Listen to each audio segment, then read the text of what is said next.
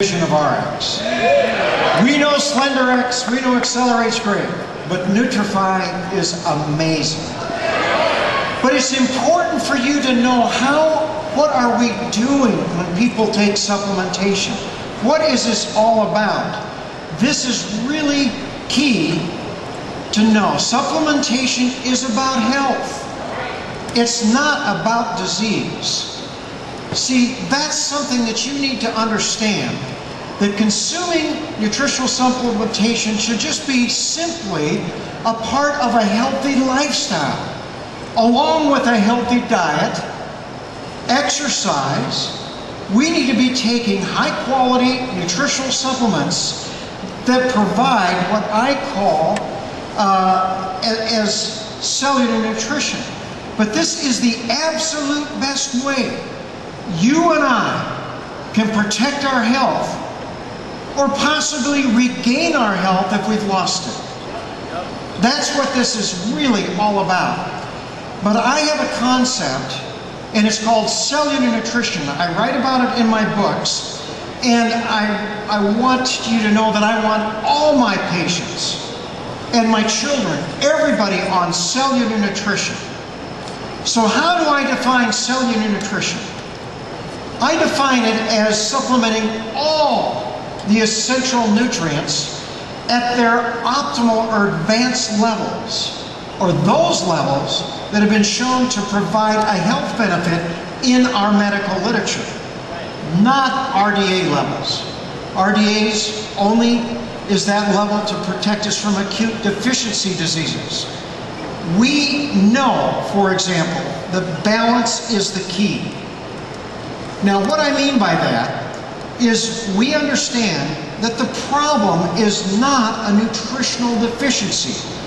The problem is oxidative stress, or what we call the dark side of oxygen.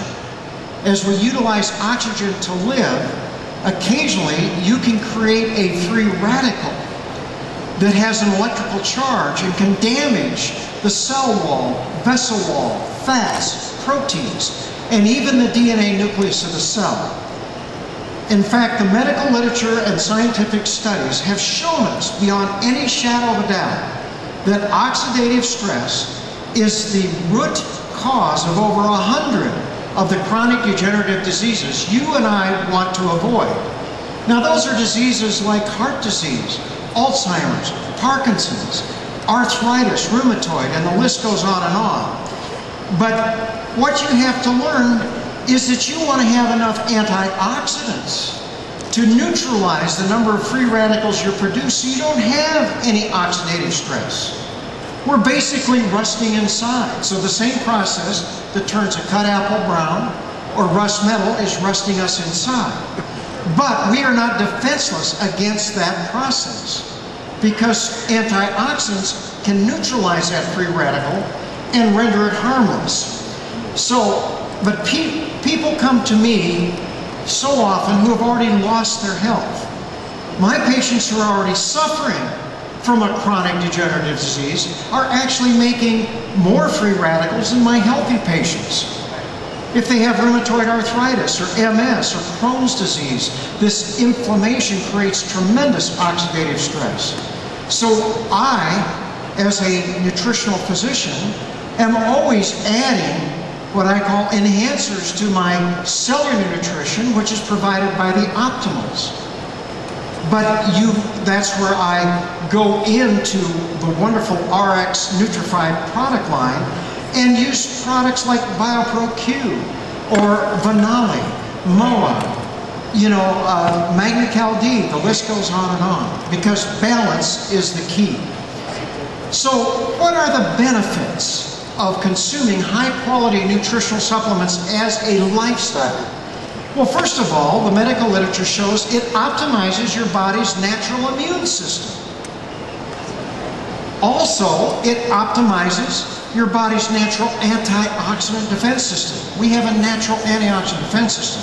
But what people don't understand, the same nutritional supplementation that I recommend also optimizes your body's natural repair system.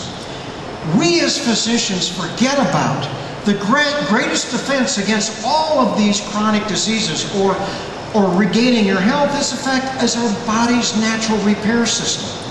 So I want to share with you a case study, just to give you an idea of where we go. And this happens to deal with a very good friend, lifelong friend, Nick Ewing. And Nick, he is a biblical counselor. He runs Christian Life Ministries in Rapid City, South Dakota. I know his dad is one of my best friends. I've known Nick since he was born and raised. He's 34 years old now, and he's a coach for our local American Legion baseball team. Last year in August, he was in the playoffs in North Dakota. We're from South Dakota. And he got a real bad viral infection. He had an upper respiratory infection, bronchitis. And it was about 10 days later to 2 weeks, his dad calls me and says, "Ray, something's wrong with Nick. He can't move his left arm." He totally couldn't move his left arm. So we put him in the hospital, and we ruled out West Nile virus. We ruled all this out. But our local doctors couldn't figure it out. So we got him in a plane. And what we did is we turned around and flew him to Mayo Clinic. And he was there the next day, and the doctors would come in, the neurologist came in. And they looked at Nick, and I mean, we're talking the top neurologists in the world at Mayo Clinic. Bill, his father, told me there were 7 came in at one time to look at Nick's case. They couldn't figure out what was going on. But they did an MRI of his spine, and they saw this damage all the way down his spine in the area that the polio virus hits, and they couldn't figure it out. Well, 2 days later, Nick woke up and he couldn't move either leg. He was totally paralyzed. He couldn't move. And in fact, they started to treat him, and what happened was, they did a plasmapheresis, they put him on antivirals, they put him on prednisone, nothing worked. And they finally said, "We don't know what happened or what's going on," but sent him home. And he came home, and his wife had to start taking care of him. And what he found is, I tried to explain to Nick, I says, "Nick, the only thing they've recommended for Mayo Clinic is intensive physical therapy. They don't know what to do." But he's sitting there, his right arm was basically spared, but he couldn't move his shoulder, couldn't do this, obviously couldn't move his legs. His wife shares with me that he was like Velcro to the mattress. He couldn't move. Once he was laying in bed, he couldn't move, he didn't have enough strength, he had to grab her and roll over, and if you ever imagine that. So when I went to visit with Nick, I explained to him there are stages of disease. And I explained to him there's a development stage. You know, he now got a viral illness. A lot of people feel that he got an autoimmune response to that attacked his spinal cord 10 days to 2 weeks later. So it was his own immune system that destroyed that spinal cord. And he went through then the treatment. He went to Mayo, he was diagnosed, he went through the treatment, he received all this intensive treatment. But then, when he came home, what hope did he have? Hopelessness. But I said, no, there is a repair stage. There's always a chance that your body can get better, but you need to provide your body with optimal nutrition. He always ate a healthy diet, but we put him on a very aggressive nutritional supplement program because I knew it could build up and optimize this repair stage. And in fact, just last month, they finally labeled Nick's disease as being acute flaccid myelitis. And this is what the children have gotten, about 150 cases around the country. They get a viral illness, they get this. So here's Nick. He can't move, he can't do anything. We get him on this nutritional program, and just imagine what is happening with his family and his wife. But you know, I don't need to tell you the story. Ariix has brought him out so he can share his own story. So I'm going to have Nick come out and share his story.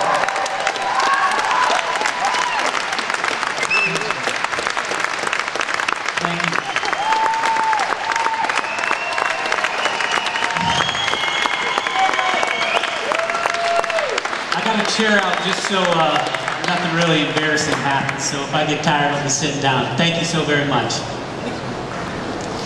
Very excited to be here. As Dr. Strand said, my name is Nick Ewing. I'm 34 years old. I have an amazing wife. We'll be married 15 years at the end of this month. And I have 4 kids. 2 daughters, 10, 8, and 2 sons, 5 and 2. So, as you can imagine, when you wake up one day and you can't get out of bed, my world was turned over, as well as my wife's, who, you know, when you got 4 young kids, you're busy, you're active. It's a beautiful thing, but as my mom said, it's the hardest job you'll ever love. And so my wife was incredibly active and busy taking care of our family, and now she has to take care of me as well. So when we get invited to Christmas parties, I would hop on her back and she'd literally piggyback me up into a house. Or my brother-in-law, my dad, would have to carry me from the wheelchair and put me in a vehicle when I couldn't drive to get anywhere. So time and time again, every little thing, everywhere I went, life was completely different. I can remember sitting in bed and my feet were pointed kind of to the side, and my therapist would say, all right, now try to bring them up to point the ceiling, and I could not get my toes to point the ceiling. So going from, you know, I was the guy who, as long as I can remember, 6 days a week, I was intentionally doing something active. About a year ago, actually, I was in Las Vegas coaching, and up early in the morning, found myself a alley in the parking lot, and I was running sprints. A week later, in Huron, South Dakota, they didn't have a gym there. I found a playground where no kids were, so I didn't freak them out, and found out how to do exercise on the pull-up bar and things like that. So to go from that to not being able to move and to need somebody to lift you into a car was a humbling experience, and it's a very tough experience, and it still is. All through my life, I was taught that a man's job is to protect and to serve. And I still believe in that. And a couple months ago, my family and I were in Hawaii and taking a sabbatical, just trying to get close as a family, and worked hard on repairing what I could with therapy. And we're sitting on the beach, and next thing you know, I hear screams coming from my kids. And all 4 of them are out in the ocean, and a current has taken them. And 2 of them had life jackets on, and 2 of them did not. And I hear they're just terrified. And so immediately the adults kind of stand up who are with me, and thank God my wife is on top of it, and I just yell, go, go, go. And so the adults run out there, and of course for me they're not fast enough. And I have to sit there and watch as my wife graciously grabs all my kids and gets them to shore. But those are hard moments as a dad, to feel like I'm supposed to be out there, and have to sit in the sand and kind of beat my fist against the ground and try to keep it together when, thank God, my kids are okay. But those are tough scenarios, and it's not a part of my plan. But throughout all of this, I know there is a plan. And so in life, different things hit you, and just because you don't know the answer doesn't mean there isn't an answer. Job 23:10 says, my God knows what he is doing with me, and when he is finished, I will come out pure as gold.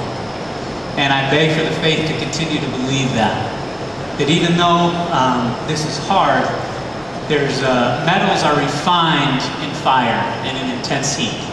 And when intense heat is applied to a metal, the impurities rise to the surface and get scraped away. And we all, as human beings, we get forged by fire. And so, though we endure all kinds of trials and all kinds of suffering, some physical, some emotional, some relational, there is a plan. And I sit here today knowing at the end of this plan that I will be more pure than I am now. And there's certain lessons that I pray that I'll never forget. Lessons of compassion, lessons of humility, lessons of frailty, lessons of recognizing that I'm a preacher, not the creator. And I think in life we have a tendency, our culture anyway, has a tendency to separate the miraculous from medicine. We have a tendency to separate the spiritual from science. And I don't see it that way. I see God being the source of all things, and because of that, He may choose to use a miraculous prayer to heal somebody. And He may choose to use medicine and cellular nutrition and RX vitamins to heal me. James 1:17, I believe, says that all good things come from above. And so My desire and my challenge for you is a lot of people I meet who would, you'd say maybe highly spiritual, they say, no, I'm not going to do anything, I'm not going to take chemo, I'm not going to do this stuff because God's going to heal me. And then on the other side of it, people will look for the miraculous, and if they don't see the miraculous, they turn to medicine and science and say, God must not be here. And from my perspective, both are wrong. And I'm so grateful that God has saw fit to cultivate a relationship with Dr. Strand and my family, that he's just been a champion for me. That he introduced me to Ariix vitamins, and that God gifted people much smarter than I to work out all the science and the pharmaceuticals and figure out how the human body works, so that we can simply come alongside that to the point where he has me on a highly aggressive cellular nutrition program. And as you can see, my current status now is a lot better than being lifted into a car, being piggybacked by my wife, although that was an honor. It's nice. I've never been more blessed to have a fit wife when I needed her. But to be able to come out here and be able to walk out here and to understand that there's all kinds of ways and means that God uses to heal. And I'm so grateful that he has chosen to heal me through things like Ariix and relationships and prayer and family coming alongside me and doing everything they possibly can to see a recovery take place. And my job, I feel like, is to do everything that I can with the wisdom that we've been blessed with, and with the science we've been blessed with, and the therapists that we've been blessed with, to work my tail off and show them what they've never seen before in my rehab center, and hopefully come out on the other side of this. Quick story, when I was in Mayo Clinic, I was about 5-6 feet from a huge garbage can, and I got done eating an apple.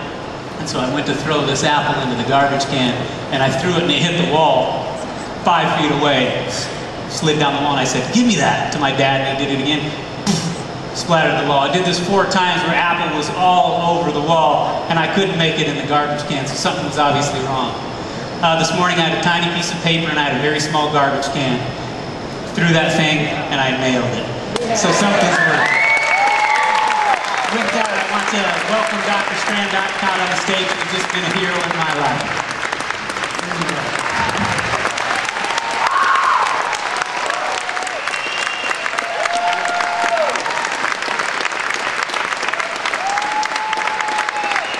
It's important to realize that health can be taken away from us very, very quickly. It isn't always a slow thing, but we're still on a journey. Nick and his family, I mean, we're just praying that he continues to get better and better. He's self-independent. He can be, you know, his wife doesn't have to pick and hold him up. But I want you to know, it's been touching to see how he's handled the stress and the duress of this illness. And we just wanted to share his story with you. In fact, I'll be signing books at the end of the afternoon session, and Nick will be sitting next to me if anybody wants to ask him questions. But I also want at this time to ask his wife, Sherry, to come on out. And you can see, she's not the biggest lady in the world to be lifting him around. But I think this is hard on Nick. It's Sherry.